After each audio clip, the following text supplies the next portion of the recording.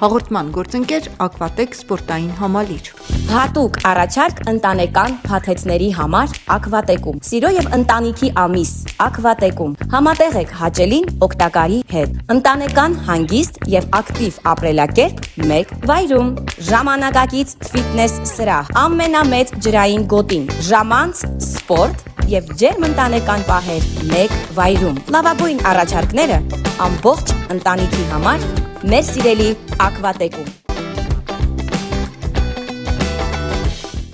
Հաղորդման գործընկեր Արքայաձոր ռեստորան։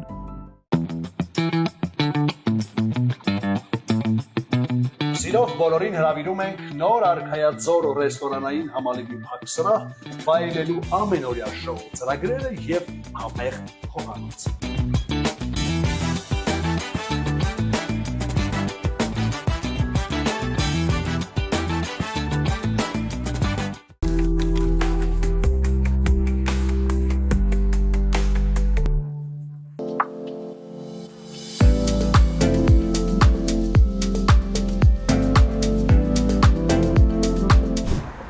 Բարև ձեզ Տիկին Հակոբյան։ Բարև ձեզ։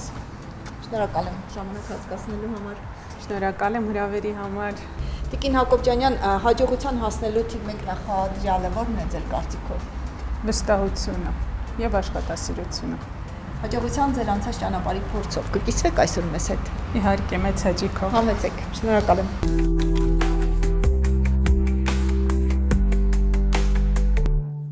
Լույսից առաջ միշտ կա սպասում լռության մեջ, հույսի եւ անհայտի մեջ։ Եվ այն պահին, երբ ամեն ինչ թվում է անորոշ, կա մեկը, ով տեսնում է ավելին եւ լսում է այն, ինչ դեռ չի հնչել, եւ պաշտպանում է այն, ինչ դեռ չի ծնվել։ Մանկաբարձ գինեկոլոգ, էսթետիկ գինեկոլոգիայի եւ ուլտրաձայնային ախտորոշման մասնագետ, Լիլմեդ կլինիկայի հիմնադիր ղեկավար Լիլիթ Մարատի Հակոբյանյանի հետ ենք զրուցելու անցած ճանապարհի հաջողության ճանապարհի մասին։ Շնորհակալ եմ մեզ ժամանակ հատկացնելու համար։ Շնորհակալ եմ ձեզ հրավերքի համար։ Հաջողության ճանապարհը սկսվում է երազանքից, բայց իրականությունը մի փոքր ավելի դժվար է։ Դժվարություններն էլ հենց ձևավորում են ուժեղ մարդկանց։ Հաջողության ճանապարհի մեկնարկը երբ տրվեց։ Հաջողության ճանապարհի մեկնարկը տվեց, երբ որ առաջին անգամ ոտք դրեցի պետական բժշկական համալսարան։ Եվ սերը, նվիրվածությունը, աշխատասիրությունը բժշկական համալսարանում այլ երկ չէր թողնում, քան ստեղծել ճանապարհ։ Այո, եւ սիրահարվել մասնագիտությանը։ Այնց հետաքրքիր է նոր կյանքի մասնագիտության ընտրությունը ինչպես կատարվեց։ Երևի ավելի շատ ծնողների եւ շրջապատի օգնությամբ, ճիշտ է ծնողներս բժշկական ոլորտում չէին, բայց միշտ սերը կար դեպի բժիշկների եւ բժշկական աշխատանքի հանդեպ եւ այդպես ձևավորվեց ցանկություն լինել բժիշկ, առանց հասկանալու ուր ես գնում, ինչ ես անում եւ ինչպես է լինելու։ Առանց պատկերացնելու դժվարությունները։ Այո, բայց կյանքի ընթացքում համոզվել եմ, որ հետարց լիներ, ես նույնը կանցնեի եւ այլ ընտրություն երբեք չի կատարի։ Դժվարությունների, խոչընդոտների պակաս ենթադրում եմ չեք ունեցել այդ ճանապարհը։ Մինչև այսօր էլ չկան, բայց երևի դա է պատճառը, որ ստիպում է լինել միշտ պատրաստ, միշտ հաղթահարող, միշտ ստեղծող եւ նվիրված աշխատանքին։ Եթե անկեղծ լինեմ, ես այս երկար տարիների ընթացքում նաեւ փորձել եմ այլ ոլորտներում ինձ, բայց միշտ բժիշկ լինելու կոչումը միշտ հաղթահարել է մնացած անցած ճանապարհը։ Այո, ձեր առաքելությունն այլ է։ Այո։ Եղել են դեպքեր, երբ խոչընդոտներից, խնդիրներից դրդված մտածել եք հետ քայլ անել։ Երևի թե ոչ, եղել են ավելի շատ շահագրգռող, ավելի լավ առաջարկներ, որը ստիպել է միգուցե երկմտել, կարելի է արդյոք փոխել, ընտրել, համատեղել, բայց հասկանում ես, որ ոչ, որովհետև բժշկությունը քո մեջ է, մարդկանց հետ աշխատելը դա այլ հաճույք է, լինել մարդկանց ընտանիքներին մոտ, լինել իրենցից մեկը, երբ որ հույս են կապում քո հետ, այսինքն դու ոչ թե լինում ես որպես աշխատող, այլ լինում ես մասնիկ։ Եվ դա ուղղակի բառերով նկարագրելու չի, դա երևի մասնագիտական շատ խոր ակունքներ ունի, որ մասնագիտության ընթացքում անգամ ներսի ձևավորման ընթացքում ես դու ընտրում այն ուղին, որովհետև բժշկությունը դա շատ մեծ բազմաթիվ ուղղություններ ունի, դու պետք է կարողանաս ընտրես քեզ եւ գնաս այդ ճանապարհով։ Այո, ի վերջո բժշկությունը միայն գիտություն չէ։ Այո, իհարկե։ Ես միայն վերջերս սկսել եմ ինձ բռնացնել այն մտքին, որ պետք է կարողանալ ճիշտ ժամանակին դուրս գալ։ Չգիտեմ ինչի է այդպես, բայց զգացել եմ, որ երևի մարդ պիտի կարողանա կանգնի նաև այդ ճանապարհին։ Երևանում բժշկական կրթություն ստանալուց հետո պիտի վերադառնայիք ծննդավայր։ Արցախ, որտեղ պիտի ծնվեր ձեր երրորդ զավակը, Լիլմեդը։ Անկեղծ ասած, մինչև 20 թվականի պատերազմը այդ միտքը երևի չկար անգամ, որովհետև ամուսնացել եմ, բալիկները, զավակներ եմ ունեցել, արդեն Հայաստանը դառել էր իմ ընտանիքը, իմ ամեն ինչը։ Պատերազմից հետո ես հասկանում եի 20 թվականից, որ ես անելիք ունեմ եւ մինչև պատերազմն էլ ես հասկանում եմ, որ ես Արցախի համար ունեմ չարված որոշ ներքին պատասխանատվություն եւ սկզբնական շրջանում ես այնտեղ գնացի որպես կառավարման ոլորտում աշխատող հետագայում ես արդեն պատերազմից հետո հասկացա, որ ես պետք է հույս ներշնչող լինեմ Արցախի հողի համար եւ ստեղծվեց Լիլմեդը։ Այսօր Լիլմեդը իր առաքելությունը շարունակում է Երևանում։ Ինչ խնդիր էր իր առաջ դրել կլինիկան։ Իր առաքելությունը այն էր, որ բժշկական ոլորտում լավագույնը կարողանա ստեղծել Արցախի ժողովրդի համար։ Բռնի տեղահանումից հետո, քանի որ Լիլմեդը ուներ իր թիմը, իր աշխատանքային ոլորտը, ես չէի կարող թողել իմ ներքին պատասխանատվությունը իմ աշխատողներին, իմ թիմը, իմ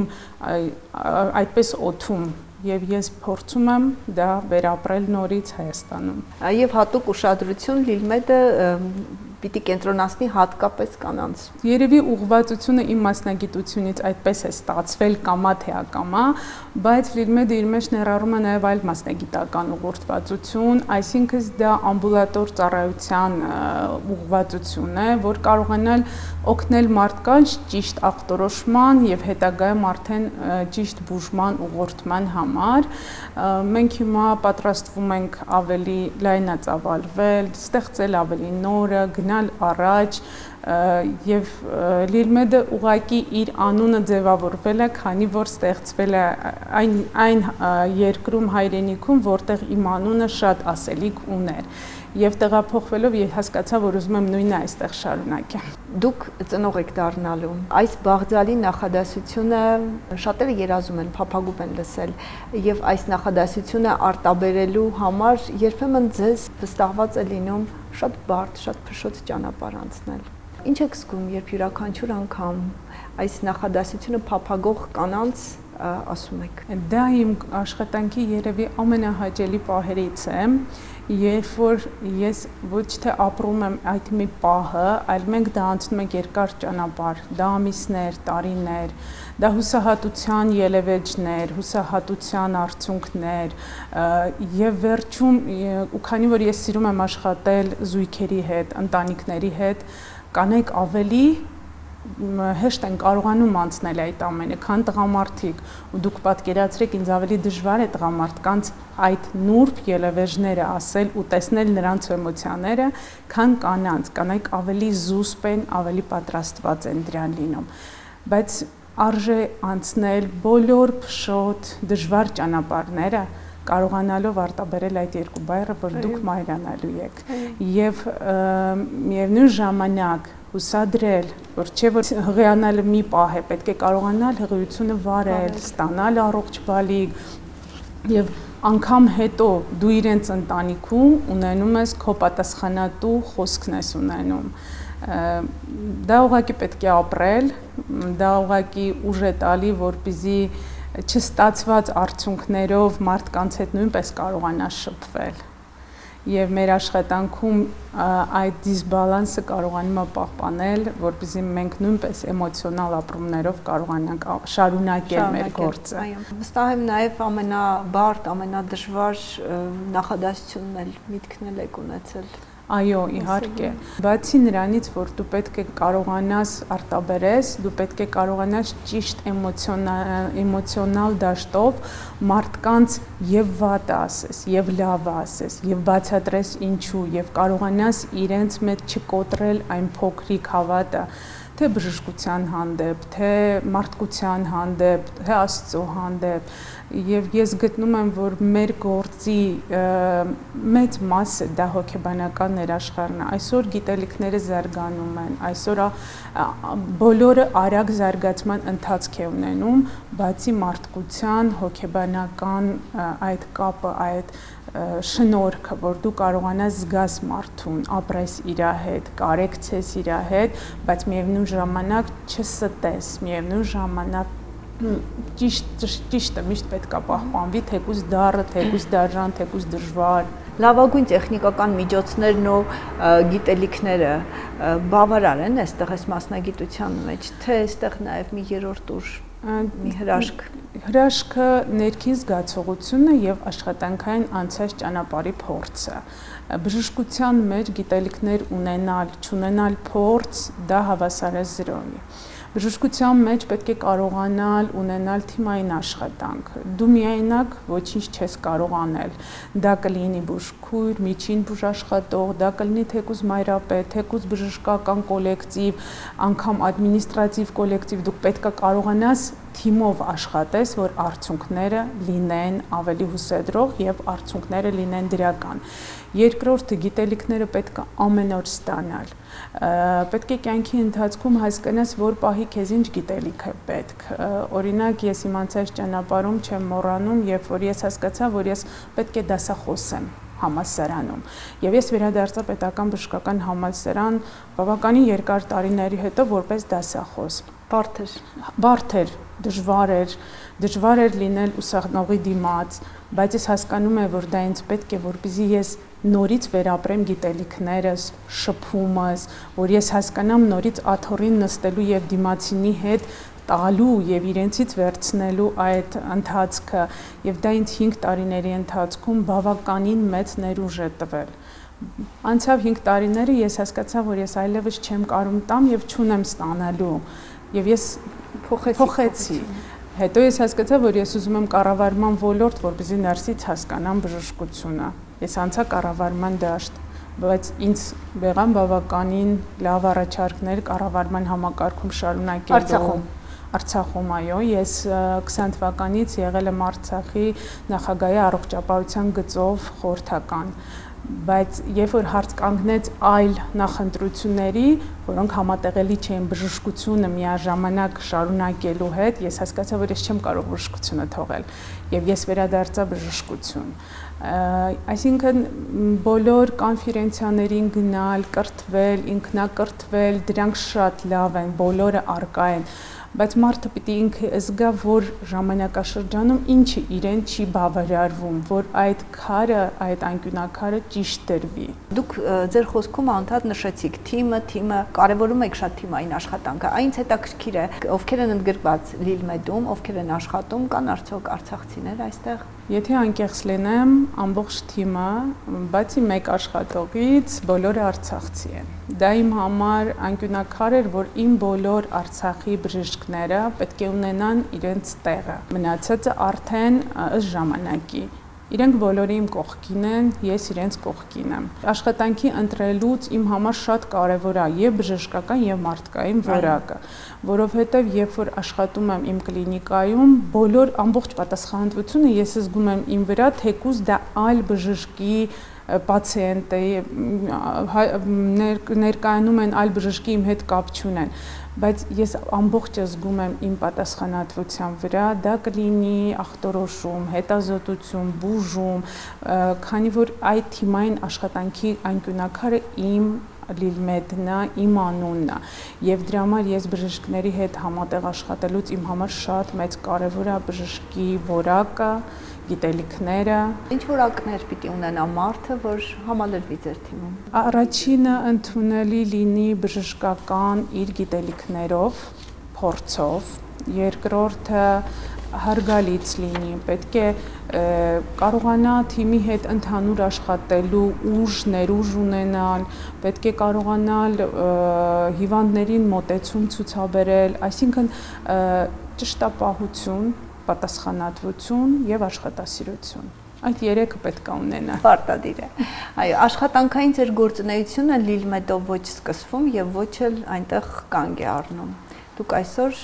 ինչպես եք հասցնում։ Անկեղծ լինելով, կասեմ, որ ես շատ սիրում եմ ամբողջ րոպեներս զբաղվածությամբ վայրկյանները լրացված լինեն եւ մենակ աշխատելով մեկ կլինիկայում մենք միշտ թերի ենք լինում, քանի որ դու պետք է նաեւ թիմային այլ աշխատանքներ, այլ միջավայր, որպեսզի դու այս ներքին տոնուսը պահես եւ ես միշտ աշխատել եմ մեծ կլինիկաներում, ես այսօր նույնպես աշխատում եմ Նաիրի բժշկական կենտրոնում որպես մանկաբարձ գինեկոլոգ եւ դա ինձ մեծ պատասխանատվություն է տալիս երկու տեղում է լինել եւ ճիշտ աշխատել եւ աշխատել ամբողջ նվիրվածությամբ եւ հասցնել ամեն ինչ։ Այո, ինձ մի հարց է հետաքրքրում, դեռահասների հետ այսօր ինչ աշխատանք է տարվում է, արդյոք աշխատանք բաց էստեղ չեք տեսնում եւ դեռահասների հետ սեռական դաստիարակության, կրթության մասին հարցը ունենք բաց թողում, թե ամեն ինչ ճիշտ է իր տեղում է։ Աշխատանքներ միշտ ունենք, հատկապես երևի թե ձեր աշխատանքում դեռահասներին տալիք ավելի շատ կունենաք, որովհետև իրենք այսօր շատ են ավելի վստահում սոցհարթակներին, ավելի լրագրությանը եւ այլն, բայց ես մի կողմից կարող եմ նշել, որ դեռահասները այսօր ավելի պատասխանատու են իրենց առողջության հանդեպ։ Իրենք շատ վաղ սկսում են աշխատել, սկսում են շփվել, տեղեկացված են եւ այդ ամոթի զգացումը այլևս չկա բժշկի մոտ այցելելու։ Իրենք են հաճախ ստիպում մամաներին, որպեսզի իրենք բերեն իրենց գանգատները նշում են։ Մենք միասին քննարկում ենք, ես շատ դեռահասներ ունեմ, ում հետ աշխատում եմ որպես գինեկոլոգ, բայց արդեն որպես հոգեբանական ուղղվածությամբ, որի ժամանակ նաև փորձում եմ սեռական ուղղվածությամբ բացատրություններ տալ։ Իրենք իմ հետ կապի են դուրս գալի նաև առանձին, անհատական, եւ ասեմ, որ բավականին մեծ այցելություն ունեմ ու ես իրենց շատ ավելի նուրբ փորձում եմ տարանջատել եւ այդ տարիքային բալանսում սկսում եմ աշխատել ավելի խորքային, ավելի պատասխանատու երթիկ ասեմ ավելի շատ եւ անգամ ունեմ մարդիկ, որոնք իրենք ինձ ուղղություն են տալի, որ ես այնպես անեմ, որ իրենց երեխեքը դիմեն կամ լինեն իմ հսկողության տակ եւ այդ մայրիկների հետ մենք սենց փորձում ենք վստահություն ձեռք բերել, որ մնան ու ավելի տեղեկացված լինեն։ Գովելի եւ անհրաժեշտ փաստ է, շատ անհրաժեշտ է։ Տիկին Հակոբյանյան, կանայք ինչ են պարտավոր իմանալ սեփական առողջության մասին եւ երբ է որ պարտադիր պետք է դիմել մասնագետի օգնության։ Երբ որ կինը ընտրում է իր մասնագետին, ունենում է իր կյանքում իր մասնագետին, նա ապահոված է լինում իր առողջության գոնե ենթադրյալ վատ դեպքերից։ Կինը պետք է հասկանա, որ տարին մեկ անգամ այցելելով համապատասխան մասնագետին, դա կլինի գինեկոլոգ, դա կլինի էնդոկրինոլոգ, նյարդաբան, թե սրտաբան, կխուսափենք հետագա ավելի խորացված խնդիրներից։ Կանայք պետք է ունենան սկրինինգային հետազոտություններ, որը շատ կարևոր է։ Երբ որ կինը դիմում է, առաջին հերթին սկսում ենք հարցնել, կրծքագեղ ստուգվել է, փոքր կոնքի հետազոտություն, արգանդի պարանոցի քաղցկեղի հետազոտություն։ Մենք պետք է հաշվի առնենք ինչ տարիքային ցենզում են մոտիկանում եւ այդ տարիքային բալանսում ընտրում ենք տվյալ անհրաժեշտությունը։ Դեռահասներին ուշադրություն ենք դարձնում հորմոնալ ստատուսը իրենց, քանի որ հիմա սննդակարգ, ճիշտ ապրելակերպ եւ այլն շատ ծայրահեղական են, կան շատ են անում եւ կան ընդհանրապես դրան չեն մոտիկանում։ Այդ տարիքային պետք է ավելի օրինակ տարին մեկ անգամ ուղղակի լինել պրոֆիլակտիկ հետազոտության համար։ Միջին ռեպրոդուկտոլոգիական տարիքում պետք է դիմեն, որպեսզի ծնելիության ճիշտ կազմակերպում եւ խուսափել հղիությունների բարդություններից եւ այլն, ավելի չպլանավորված հղիություններից, 40-ից բարձր կանանց մոտ ավելի շատ քաղցկեղային ռիսկերից պետք է խուսափենք։ Դա ինդիվիդուալ բնույթ է կրում ըստ տարիքային, ըստ անամնեստիկ, ըստ գենակոդային, դրա համար հիմնականում օրինակ իմ պացիենտները, այսպես ասած, դա տարիներ են։ Ես անգամ իրենց մայրիկների, մորաքուրների, հորաքուրների աղջիկների ընտանեկան խնդիրները գիտեմ առողջական, որը ինձ թույլ է տալի, որ իրենց ճիշտ հետազոտեմ, որովհետև շատ դեպքում մենք նաև կախվածություն ենք առաջացնում բժիշկներից եւ դա խնդիր է դառնում, որ հակառակ էֆեկտն է գնում, արդեն չեն ուզում բժշկի գնան, անվստահություն է գնում բժիշկների հանդեպ։ Դրա համար դու շատ պետք է գրագետ եւ ճիշտ ընտրես տվյալ մարդուն, չկա ընդհանրացվածը բոլորին բժշկությունում չի աշխատում։ Դա մեր համար է։ Երբ որ գիտությունը, երբ որ ինչ որ հետազոտություններ բերում են որոշակի ուղեցույցեր, դա մեր բժիշկների համար է, որ մենք կարողանանք ճիշտ դասակարգենք այնուհետև։ Այո, կան մասնագիտություններ, որոնք մարդու հետ շփվելիս հարկադրաբար նաև ընտանիքի հետ պիտի շփում ունենան, ճիշտ ճանապարհ անցնելու համար։ Ձեր կրած մասնագիտությունը թերևս այդ մասնագիտությունների շարքին է պատկանում, եւ հաճախ այո, նաև ընտանիքների հետ պիտի շփվեք։ Եվ հաճախ անգամ ես եմ ստիպել ասել, ես պահանջում եմ ամուսինների ներկա գտնվել, առաջինը դա ինձ օգնում է հասկանամ ներքին հոգեբանությունը, հասկանամ ընտանիքի առողջ մթնոլորտը, հասկանամ սոցիալական առողջ վիճակ, որպեսզի ես կարողանամ ճիշտ հոգեբանական աշխատանք տանեմ, որովհետև մենք այդ չիմանալով անընդհատ ունենում ենք առողջական խնդիրներ, մանավանդ մենք հղիության ժամանակ աշխատում ենք երկու հոգի կյանքի պատասխանատվությամբ, որպեսզի խուսափենք մանիպուլյացիաներից, որպեսզի խուսափենք բարդ անձնային խնդիրներից ու կարողանանք ճիշտ գնահատենք տվյալ իրավիճակը։ Երկրորդը, ես փորձում եմ հատկապես ամուսիններին, ընտանիք ասվածը ամուսիններ, երեխաներ ընդգրկել, որպեսզի պատասխանատվությունը իրենց բարձրանա, այնուհետև իրենք կորոշեն ինչքանով կլինի դա, բայց աշխատում է իմ մոտ, իրենք հաճույքով են գալիս, տղամարդիկ, երբ որ դու ընդգրկում ես եւ այդ ամոթի զգացումը դուրս է գալի, արդեն իրենք առաջին են ներկայանում։ Եվ մի բան էլ պետք է նշեմ, որ կանայք շատ դեպքում ես միշտ ասում եմ, դուք ինչու դες այդքան չեք սիրում։ Դու բացատրում ես, դու խոսում ես, դու ներկայացնում ես, կինը դուրս է գալիս եւ չի ասում, որ կա լուրջ, կա պատասխանատու, կա անելիքներ, ինքը գտնում է, որ դա իրեն է վերաբերում, ուրեմն երկրորդական է։ Երբ որ դու դա տղամարդուն հասանելի ես դարձնում, ամուսինը տղամարդը ստիպում է, որ կինը իր հանդեպ ավելի ուշադիր լինի եւ մենք ունենում ենք ավելի առողջ մթնոլորտ, առողջ օրգանիզմ եւ առողջ ընտանիք։ Երեխայի կյանքի առաջին ակնթարթները վայելելուց, պարգևելուց հետո դուք շարունակում եք շփվել տվյալ ընտանիքների հետ։ Ես հիմա մտածում եմ, որ նաև կապը պիտի շարունակվի, հետո նաև իրենց երեխաների հետ սխալվում եմ։ Ես արդեն հիմա ունեմ, որ իմ ունեցած բալիկը իմ մոտ գալիս է արդեն որպես հղիանալու, ես բժշկության ոլորտում եմ արդեն 26-27 տարի եւ հիմա ես վայելում եմ այդ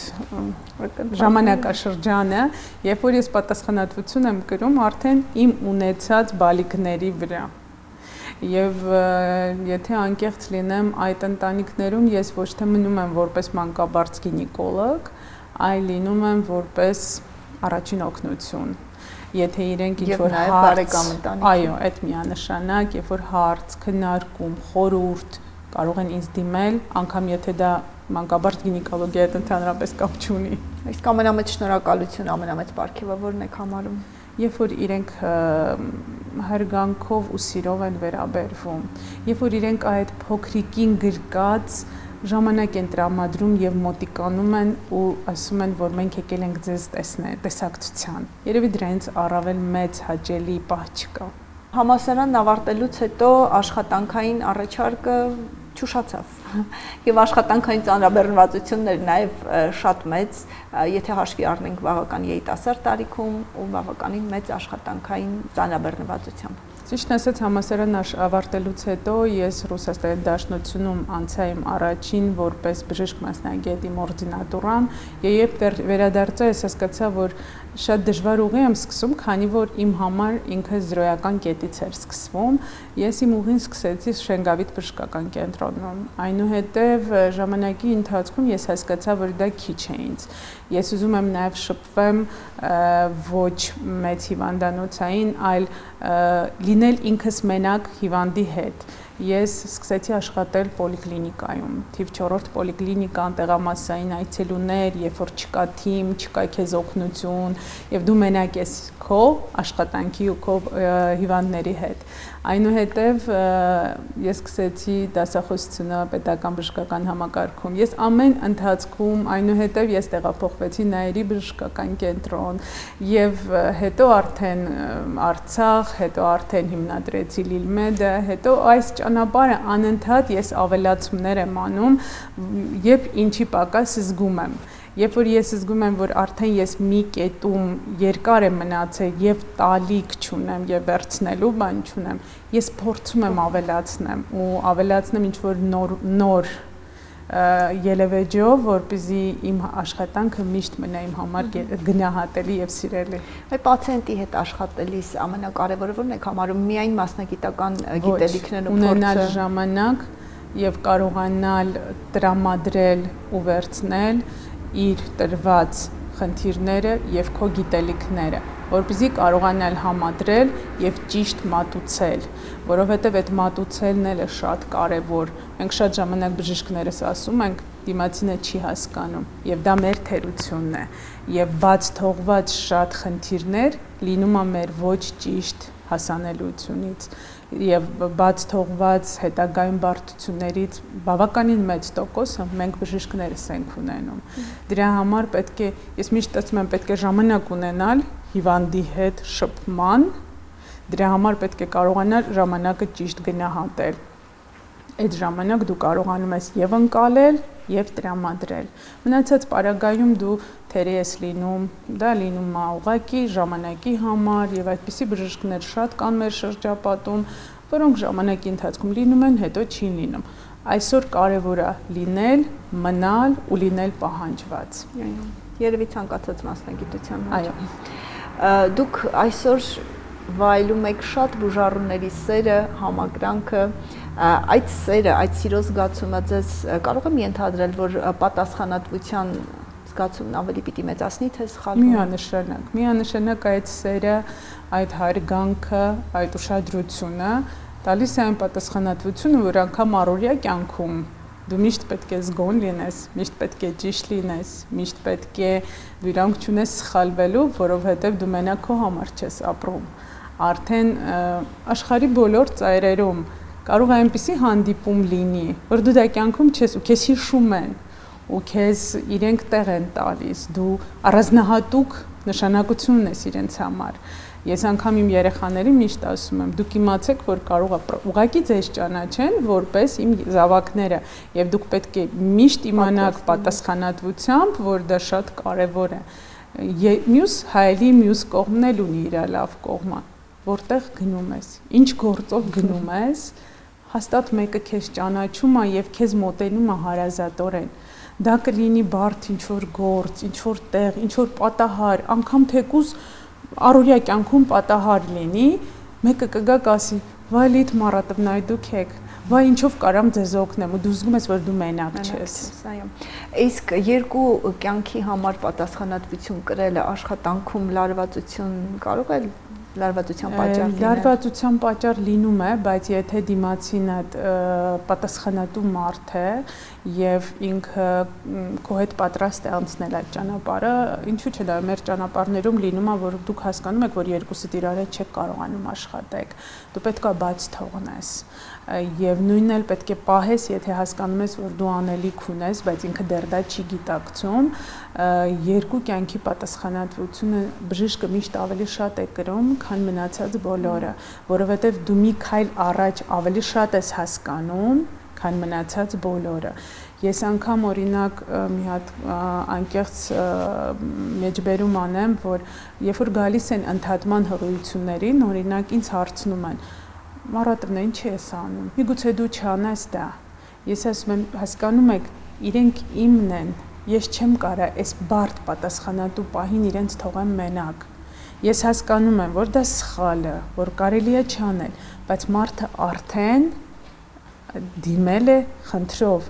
Մենք բժիշկներս պարտավոր ենք ոչ թե խնդրից խնդիր ստեղծենք, այլ խնդրին լուծում տանք։ Նույնն էլ այդ երկու կյանքի պատասխանատվությունն է։ Պետք է կրել, պետք է հասկանալ, բայց միևնույն ժամանակ պետք է նաև կիսել այդ երկուսի մեջ, որպեսզի ճիշտ ընթացք ստանանք եւ արդյունք ունենանք։ Ձեր ընտրած հետաքրքիր, շատ դժվար ու նաև շատ հաճելի ճանապարհը անցնելիս վստահ եմ նաև հետաքրքիր դիպվածների ու հիշարժան պահերի պակասել չեք ունեցել։ Հիշարժան պահեր երևի թե ամեն օր ենք ունենում։ Ամեն օր ապրում ենք մի դեպքով, հանցնում ենք հաջորդ դեպքին, այնպիսի պատմություններ կա, դրա համար երբ որ մենք ինչ-որ այլ կոլեկտիվներով հավաքվում ենք, միշտ կենտրոնական ենք լինում, որովհետև մենք բժիշկներս միշտ այնպիսի կյանքի դրվագներ ենք ունենում, որ միշտ տեսնում եմ ինչպես է, որ մենք դեռ զարմանում ենք։ Ես զարմանում եմ, որ ես դեռ զարմանում եմ, եւ կարելի է ինձ դեռ զարմացնել, բայց ամեն օր հասկանում եմ, որ Աստված միշտ մեզ ստիպում է նորից ապրել, նորից արարել, նորից զարմանալ եւ նորից լինել աշխատանքի մասնիկ։ Ու այդ դրվագները ուղղակի բառերով, քանակներով չեն կարող բացատրել։ Կյանքի ամենակարևոր պահերը պահանջում են վստահելի ձեռք, իսկ այստեղ սխալվելու իրավունք չունենք։ Կան մասնագիտություններ, որտեղ սխալվելու իրավունքը 0-ի պիտի հավասարեցնել։ Եվ դա մեր մասնագիտություններից մեկն է, որտեղ դու պետք է գոնե հասցնես 0-ական կետի եւ բժշկության մեջ հատկապես մեր մասնագիտական ոլորտում պետք է կարողանալ նաեւ ասել, որ դա վեր է իմ ուժերից։ Պետք է կարողանա բժիշկը տարանջատել իր ուժերը, իր հնարավորությունները։ Մենք բոլորս մարդ ենք։ Մենք կարող ենք մի ուղղությունում անենք շատ լավ, մյուս պահին մենք կարող ենք դրանում թեկուզ քո կյանքի ունեցած էտապներում դու ունենաս այնպիսի խնդիրներ, որը քեզ խանգարի դու լինես այդ հարցում ճիշտ որոշող։ Դու պետք է կարողանաս տարանջատել այդ 0-ական կետի սխալվելու։ Պետք է կարողանաս հետ կանգնես, պետք է կարողանաս ասես, պետք է կարողանաս առաջարկես եւ հա իմ մանկաբարձ գինեկոլոգիայում դու սխալվելու իրավունք չունես։ Իսկ սովորել ամեն օր, ամեն պահ, ամեն ժամ, ամեն րոպե եւ ամեն տեղ։ Այո, կարևոր է։ Տիկին Հակոբյանյան, ես վստահ եմ, որ այս անցած ճանապարհին նաեւ հաջողության հասնելու ձեր բանաձևը կարողացաք ունենալ, ստեղծել ձեզ համար։ Իմ հաջողության բանաձևը դա աշխատասիրությունն է եւ երևի թե նվիրվածությունը, որը ինձ թույլ չի տալիս հետ կանգնել, լինել ավելի թույլ, լինել ոչ առաջատար եւ դրա համար երևի թե աշխատասիրությունը ամենակարևորն է։ Ձեր զավակները կշարունակեն ձեր ճանապարհը։ Երևի թե աղջիկս մտածում է, բայց ես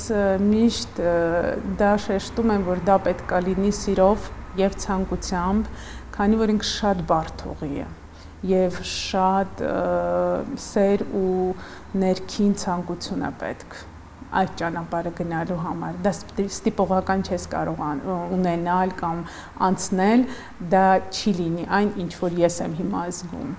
Շնորհակալ եմ անկեղծրույցի համար։ Շնորհակալ եմ ձեզ նույնպես շատ։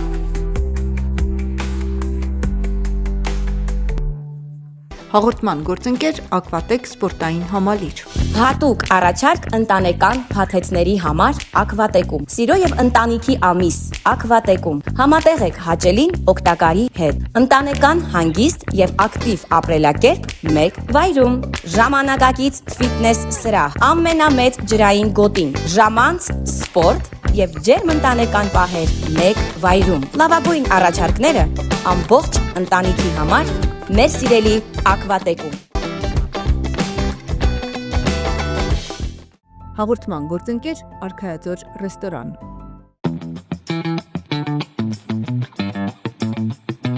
Սիրով բոլորին հրավիրում ենք նոր Արքայաձոր ռեստորանային համալիրի փակ սրահ, վայելելու ամենօրյա շոու ծրագրերը եւ համեղ խոհանոց։